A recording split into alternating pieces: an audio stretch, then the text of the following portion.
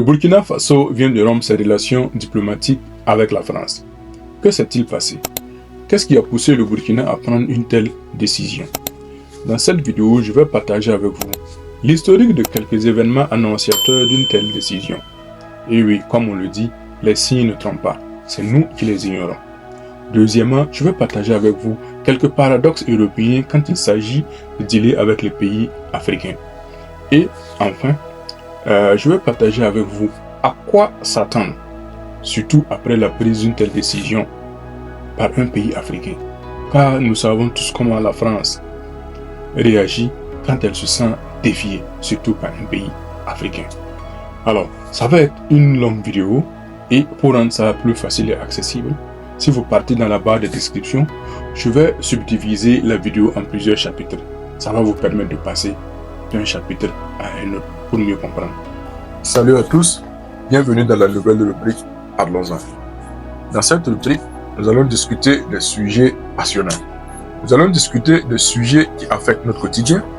Nous allons aussi discuter des sujets qui font l'objet de débats de politique publique.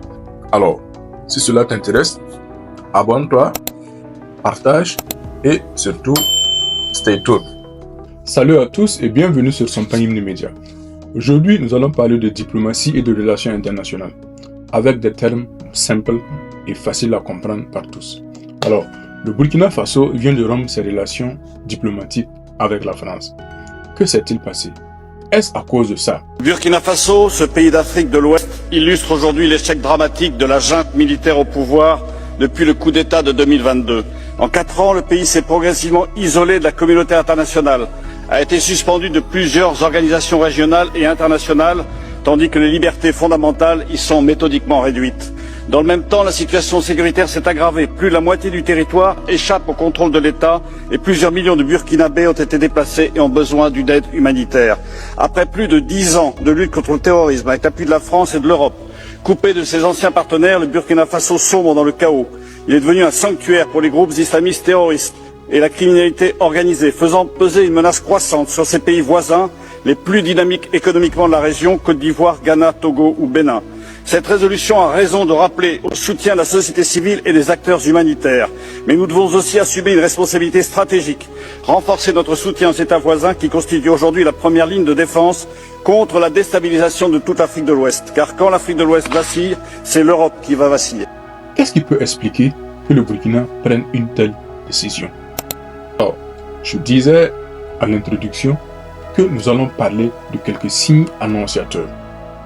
Depuis l'histoire, il y a des signes qui annonçaient qu'une telle décision allait arriver, ou du moins pourrait arriver, et malheureusement, elle est là. Alors, le discours que vous venez d'écouter, c'est celui du général Christophe Goma, et député français au niveau du Parlement européen.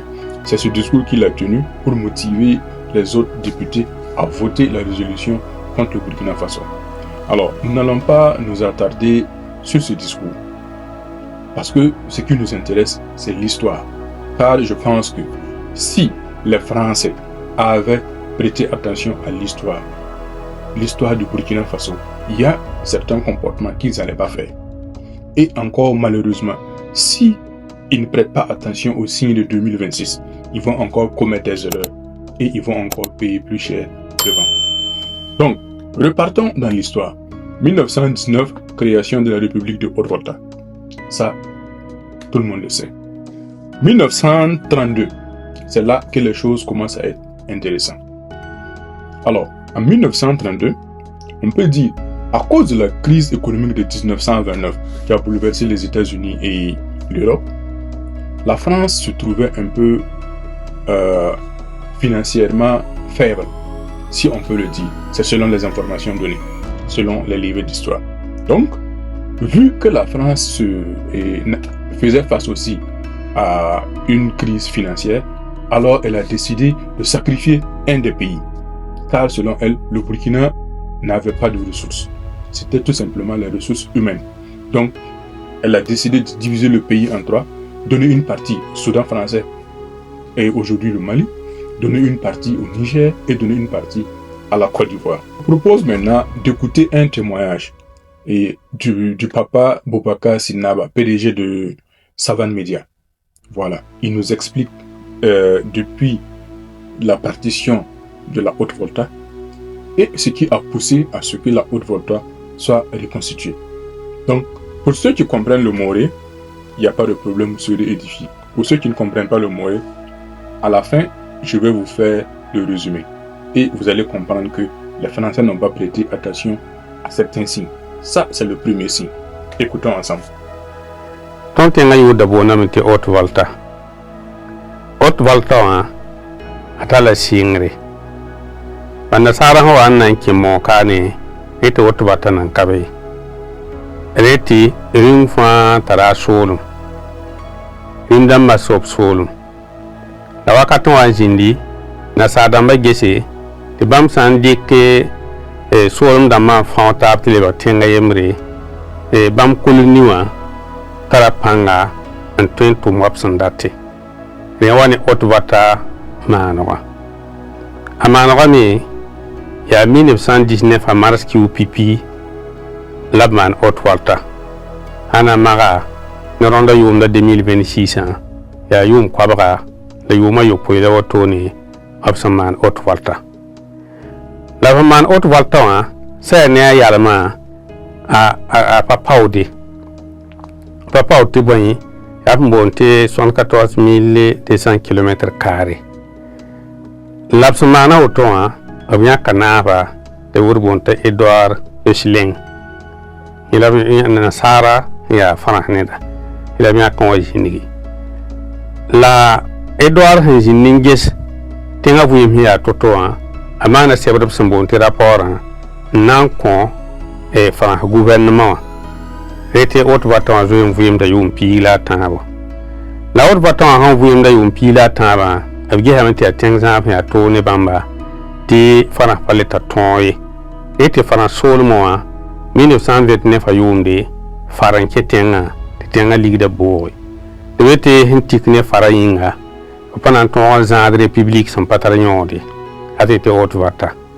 Rete fana gouvernement a nyak yam 1932 kiu la ninga bonti septembre arahmanu dare yis nore yetba apuya tenga jinsa tabo po jinsa taba nyaka biaka yemre en consulat français bona sawdum de Mali dik biaka yembra en con Niger la brique biaka yawa en Côte de l'Or bona sawdum de Côte d'Ivoire la boyinga bale na sadamba bonto kolonamba pamye le meti ton tenga atara tentumduba la patar tenga son wom de bi somay la tengonga men pa vui somay la numbuida ya tentumduba l'absent wala ba en ken Côte de l'Or obnante tuma ben soma te kakawa de tisbi ni bam hesen bewa ton yi pawon ko bam fararamba la bien son puya apa mana kan jeme zanga e nibla ni si ya tenga zura dan atele ti ton do mik na namsa dingamba bon mena ndenga kep zutu an peke la mana yam dabo na yit bro yi ne taban jeme tabe to lebe tenga ji ko do ngoy yare fada na ba orin tiya bamba yelba to san sake kilam pabji ko do wanda ba ngom to lebe Haute-Volta jingwa bam na be raji Niger ya yalongo on fa fada ya fada na solo lemi kenga ya tenga pam ya tenna ba yelba to san sake kilam pa bam no rab sen dikya na pui Haute-Volta bam na be Mali tenga yalongo alenti tan segu ya tenna solo wakat kanga mona ba kombe bampa sakke na ken kangai ambele beti abudo welare budo me ha wela ko na yi julaya. Ici, le papa nous explique la ruse du colon. Après avoir divisé le pays en 3 parties, donné une partie au Mali, une partie au Niger et une partie à la Côte d'Ivoire. Donc, le colon est allé. Parce que en son temps, il y avait 3 puissants royaumes. Il y avait le royaume de Ouagadougou, il y avait le royaume de Fada et il y avait le royaume de Wayugia. C'était les 3 puissants royaumes en son temps. Donc, par la ruse, le colon est allé à Fada. Dire au roi de Fada, si après il ne mentionne pas le fait de vouloir revenir et à l'ancienne Haute-Volta avec tout le territoire, bon, après il sera récompensé et ils vont lui donner une partie du Niger. Ils vont couper une partie du Niger, lui donner. Ils sont allés à Wayugia et ils ont dit la même chose. Si le chef de Wayugia ne parlait plus d'unité après, ils vont couper une partie du Mali et lui donner. Et le roi de Ouagadougou, le Naba Koum, a dit non. Lui, il n'est pas d'accord pour la division. Lui, il n'est pas d'accord parce que ils sont en train de vouloir séparer les fils et les filles d'un même pays. Lui, il est pour l'unité. Le premier signe qu'ils n'ont pas prêté attention. Si depuis 1932, vous décidez d'offrir un grand territoire à un chef, et que ce chef vous dit non, lui, il veut l'unité nationale. Lui, il ne veut pas avoir un grand royaume. Il préfère rester avec sa famille. Ça doit être un signe à ne pas négliger. Donc, si vous remarquez, peut-être dans les autres pays ou dans les autres royaumes, vous allez voir que, à cause de ce genre de promesses, les uns et les autres ont décidé de trahir la famille. Qui ne veut pas avoir un grand royaume? Donc, si tous les autres étaient d'accord, bon, peut-être en ce moment on allait avoir 3 pays. On allait avoir le Mali, on allait avoir un pays qui fait partie du Mali et de Wayugia. On allait avoir un pays et une partie de Fada et du Niger. On allait avoir un pays, une partie du Burkina et de la Côte d'Ivoire. En plus de la Côte d'Ivoire, en plus du Mali et en plus du Niger. Donc, si depuis les années 1932, un chef refuse le privilège personnel pour préserver l'unité nationale, ça devait être un signe pour le colon français de comprendre que c'est un peuple différent. Par conséquent, il faut les traiter différemment. Il faut dealer avec eux différemment. Le premier signe qu'ils n'ont pas tenu compte. Écoutons et suivons. Mam sako fahambe wala wayugi ko sabar manare ya Bamako. Fahambe Ouagadougou ko sabar manare ya Grand Bassam au D'ivoire.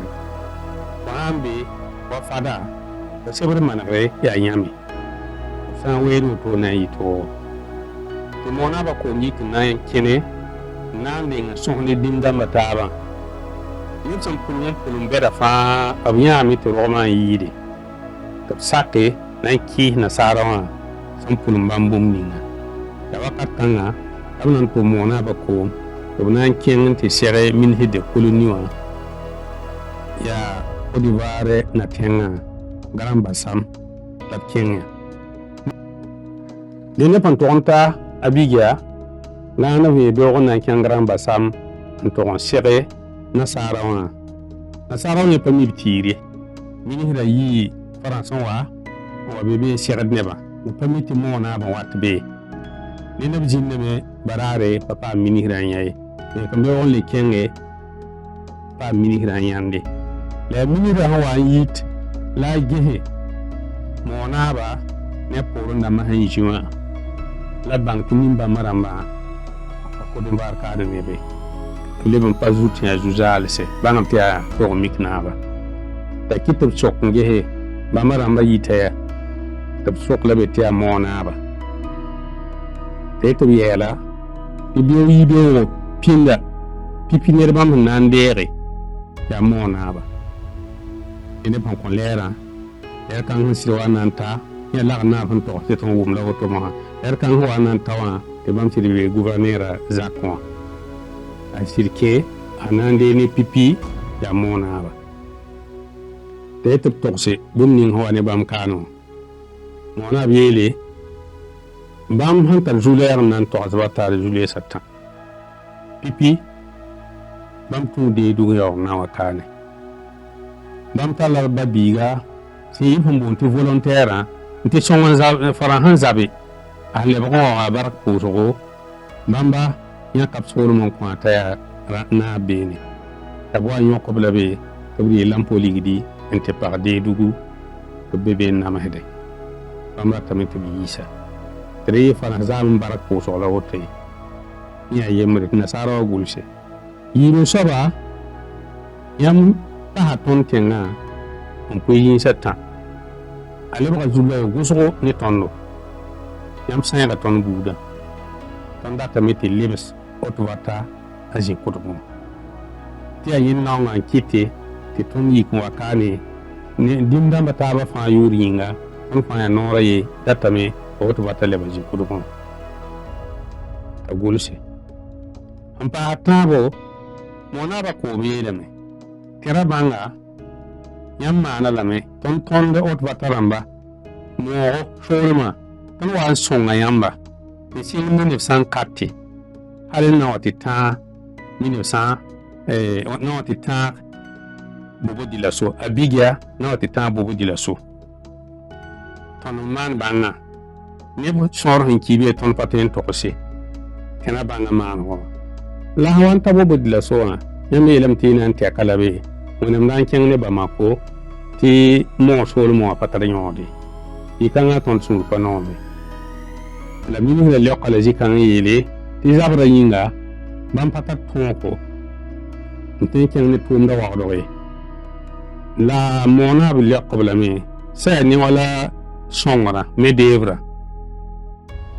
wela me ti wangar sampa kufu ye karpa kudo fe tama ton tuma abigi anwa bubu dilaso ton tuma la bubu dilaso en ken waqdogo kon tonere nasara guluhre iyo tone ti mona ba kum de pour na manan le ba wakdo. Ici, le papa nous explique que le Moro Nabakoum s'est déplacé lui-même, himself, pour aller à Abidjan et discuter avec le représentant des colonies. Alors, il est arrivé avec 3 demandes qu'il a adressées à celui qui était responsable pour écouter les doléances. Donc, premièrement, il avait un de ses, disons un compatriote burkinabé qui a lutté pour la France pendant la Première Guerre mondiale. Quand il est rentré, et le Nabakoum lui a donné un territoire pour qu'il gouverne. C'était un petit royaume qu'il avait. Mais ce dernier a été emprisonné parce qu'on l'a accusé d'avoir détourné l'argent des impôts. Alors, donc, il dit sa première doléance, il souhaite qu'on libère le monsieur. Qu'on le libère parce que ça serait de l'ingratitude. Que le monsieur a donné sa vie pour la France, il n'y a pas de raison que la France veuille l'enfermer en guise de récompense. Que pour lui, c'est de l'ingratitude. Donc ça, c'était la première doléance. La deuxième doléance, il dit que ils ont divisé le pays en 3. Une partie au Mali, une partie au Niger et une partie la Côte d'Ivoire. L'AES.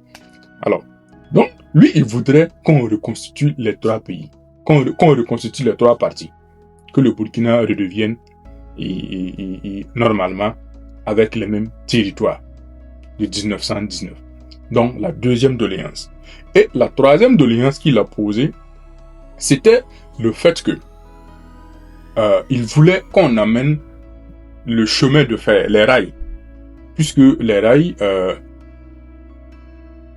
ils ont construit les rails de Abidjan, du port d'Abidjan jusqu'à Bobo. Donc, Nabakoum a demandé à ce qu'on amène les rails du port d'Abidjan jusqu'à Ouara.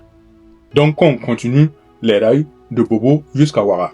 Le représentant des colonies lui a dit que la France n'a pas les moyens, à cause de la crise, pour faire le projet Bobo-Ouara par les rails. Donc, le Moro Nabakoum lui a dit, ne vous en faites pas, si c'est la main d'œuvre, c'est nous qui avons amené les rails depuis 1904, d'Abidjan jusqu'à Bobo.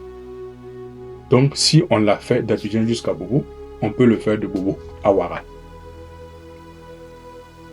Donc, imaginez si depuis les années 1930, c'est le roi même qui a fait ces 3 doléances. Ça veut dire beaucoup de choses. Allons à la découverte d'une autre personnalité qui, lui aussi, on entend son nom, mais beaucoup de personnes ne savent pas quel est le rôle qu'il a joué dans l'histoire du Burkina Faso. Et vous allez voir que ce que IB a fait, c'est juste une continuité. Allons à la découverte de Henri Guissou. En novembre, qui aura son pila yopoye 1910 à Kodro. La Henri Guissou, qui est politique, mi halem wa célébrer conseil territorial zinde palais Bourbon, a été palais Bourbon a fait député Ramba Zakala Bonotone, zinde bene député. Là-dedans, koyam qui barbil fo Henri Guissou. Balete maura pa tek jinga yembra.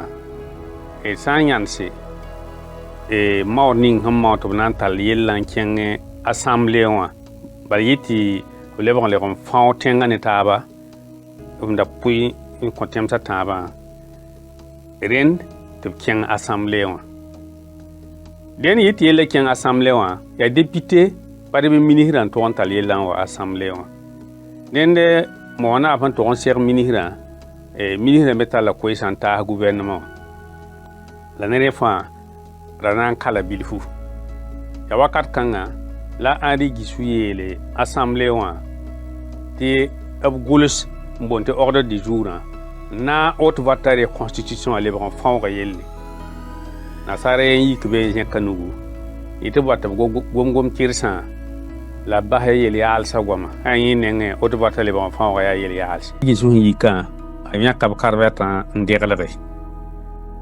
ta yok na sarawa mawran le ba fa tenga yikan zomba tinga soma to rega wakat kanga bangam to got bata le pari barare l'assemblée on avait to gul auto bata na ordre du jour la yit bi jinni député na mbazine ngom auto bata le ba fawra mawran maw L'entend pas tenir Henri Guissou mais le manakala 1979 a yomde mais on kiura son pisila yibu kodro on a manabre en tawre dende etende tirna passa bum hinkede ne nebni sina gam maw na mo na ba ko mum mawa paro mikna nam sey mbale intellectuel dans ma nugu bebe. C'était Henri Guissou. Selon le papa, Henri Guissou est né le 17 novembre 1910 à Koulougou. Henri Guissou aimait faire de la politique et il a été élu comme conseiller territorial au Palais de Bourbon à Paris. Disons, Palais de Bourbon, c'est la Chambre des représentants à Paris. Alors, donc, précédemment, je disais que le Naba Koum s'est déplacé pour aller voir le représentant des colonies à Abidjan. Donc, quand il est allé, il a soumis les 3 doléances. Maintenant, le représentant, quand il est allé maintenant en France, il a parlé du projet au gouvernement. Mais, pour que cela se fasse, ça doit passer par un vote à l'Assemblée. Donc, maintenant, c'est Henri Guissou, lors d'une session plénière, si vous voulez, c'est Henri Guissou qui a dit « Aujourd'hui, inscrivons à l'ordre du jour la reconstitution de la Haute-Volta. » Et, selon ses dires, un député français a levé la main et a dit « Je pense qu'on doit aller à l'essentiel parce que être ici et parler de reconstitution de la Haute-Volta, c'est un non-événement. » Voilà, et pour lui, ce n'était pas un sujet sérieux. Et chose qui a frustré Henri Guissou, qui s'est levé et allé terrasser copieusement son collègue député. Et c'est là que les députés ont compris que quand on dit Burkina Faso, c'est sérieux. Et ils ont inscrit à l'ordre du jour la reconstitution du Burkina. Et tous ils ont voté pour la reconstitution du territoire de la Haute-Volta. Voilà. Donc, Henri Guissou a joué un rôle. C'est vrai que le roi s'est déplacé. C'est vrai que tous les 3 ont refusé la corruption. Ils ont préféré rester unis. Mais il fallait aussi qu'une personne porte leur voix au niveau de l'Assemblée à Paris. Et cette voix a été portée par Henri Guissou, qui malheureusement était obligé d'utiliser d'autres méthodes pour amener les gens à savoir que Et quand on parle d'un territoire Haute-Volta, c'est sérieux. C'est vrai, après Henri Guissou, il y a eu beaucoup d'autres personnalités qui ont joué des rôles ensemble pour que le Burkina Faso devienne Burkina Faso. Mais on va aller à l'essentiel. Donc, écoutez ça. Haute-Volta, cela ne voulait rien dire pour personne, en particulier pour nous, Burkinabés. Et c'est un nom qui ne nous renvoie qu'à un passé colonialiste. Par contre, Burkina Faso est un nom puisé dans le terroir même. Qui veut dire patrie des hommes honnêtes. Alors, pensez-vous que ça, c'est un signe à ne pas négliger? Qu'un chef de l'État décide de changer le nom d'un pays que vous lui avez donné. Et il dit que le nom que vous avez choisi n'a pas de sens pour personne. Nous préférons choisir quelque chose qui a un sens pour nous. Pensez-vous que c'est un signe à ne pas négliger? La France ne comprend pas l'Afrique. Et il est grand temps qu'elle la comprenne. Il faut cesser de voir l'Afrique comme un réservoir, il faut cesser de voir l'Afrique comme une masse de manœuvre qui doit suivre. Il faut voir l'Afrique majeure, il faut voir les masses populaires qui prennent conscience de leurs intérêts, qui revendiquent légitimement et qui réclament la différence, le droit à la différence. La politique africaine de la France, nous la trouvons très française. C'est-à-dire? C'est-à-dire qu'elle ressemble aux autres politiques françaises. Hier, la France était dans tel ou tel pays d'Afrique pour soit maintenir un chef, un dirigeant, un roitelé, soit pour débarquer d'une caravelle, un autre que l'on emportait avec soi. Aujourd'hui encore, la France procède ainsi. Rien n'a changé. Le mouvement est resté le même. Peuple de Haute-Volta, une question. La Libye ne nous a jamais rien fait. La Corée n'a jamais exploité la Haute-Volta. La Libye n'a jamais attaqué la Haute-Volta. Pourtant, nous connaissons des pays qui ont attaqué la Haute-Volta, qui ont mis nos parents en prison. Nos grands-parents sont morts sur des champs de bataille pour ces pays. Nous coopérons avec eux, on ne se plaint pas. Alors, c'est après 3 démarches de la Libye que nous avons décidé d'y aller. Et nous avons posé des conditions concrètes qui sont à la satisfaction du peuple voltaïque. Lorsque nous allons négocier avec certains pays, 2 millions, 3 millions de francs CFA, on en parle à la radio. Avec Kadhafi, nous avons négocié 3 milliards et demi. 3 milliards et demi. 3500 millions. Alors, le peuple est content, oui ou non? Le peuple aime la coopération entre les États qui respectent leur peuple. Le peuple de Haute-Volta ne veut pas qu'on lui indique sa voie. Nous disons non à la domestication de la diplomatie voltaïque. Nous disons non au despotisme de la diplomatie voltaïque. Nous sommes libres et nous dirons où nous voudrons. Pensez-vous que ça, c'est un signe? Pensez-vous au moins que les Français devraient au moins tirer leçon de ce qu'il dit? Ça, c'était depuis dans la période 83-87. Il y a beaucoup de signes. C'est clairement dit et répété. Le peuple burkinabé est libre et nous n'allons jamais accepter l'asservissement. C'est dit et ça a été redit. Alors, un autre signe qui a été négligé, la période en 2015, quand et après la chute du pouvoir du président Compaoré, et le général Gilbert Diendéré est venu s'imposer par la force et il a fait face à la population. Donc aujourd'hui, la même population qui a fait face au général, c'est cette même population qui dit nous protégerons le capitaine haut les mains. Donc ça doit être un signe pour vous, laissez les gens tranquilles. Tout ce qu'on demande, on ne vous demande pas quelque chose d'extraordinaire. Le respect, si vous n'êtes pas en mesure de faire le respect, laissez-nous tranquilles, c'est simple. Si on tourne les choses, de la même manière, vous ne souhaitez pas que les Américains s'ingèrent dans vos dossiers. C'est de la même manière, nous ne souhaitons pas que vous vous ingérez dans nos dossiers internes. C'est aussi simple que ça. Le respect, rien que le respect. Tout le monde doit comprendre que l'ordre mondial, comme vous l'avez si bien dit, il n'y a que 2 camps. Et chacun devra choisir son camp. Ceux qui prétendent être neutres soit n'ont absolument rien compris, ou ont peut-être le cerveau éteint. Il faut le dire clairement. Il n'y a pas de neutralité possible. Il y a les oppresseurs, il y a les opprimés. Les questions que mes générations se posent sont les suivantes, si je peux me résumer.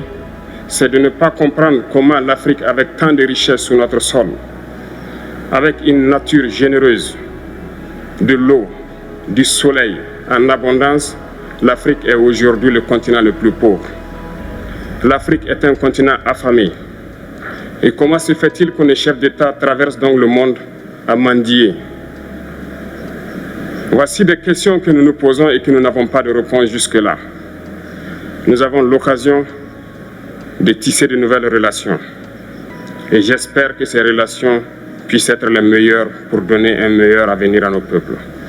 Ma génération me charge aussi de dire que, par ce fait de pauvreté, ils sont obligés de traverser l'océan pour essayer de rallier l'Europe.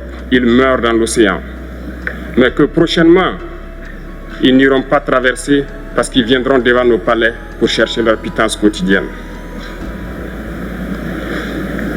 Pour ce qui concerne le Burkina Faso, aujourd'hui nous sommes confrontés depuis plus de 8 ans à la forme de manifestation la plus barbare, la plus violente du néocolonialisme, de l'impérialisme.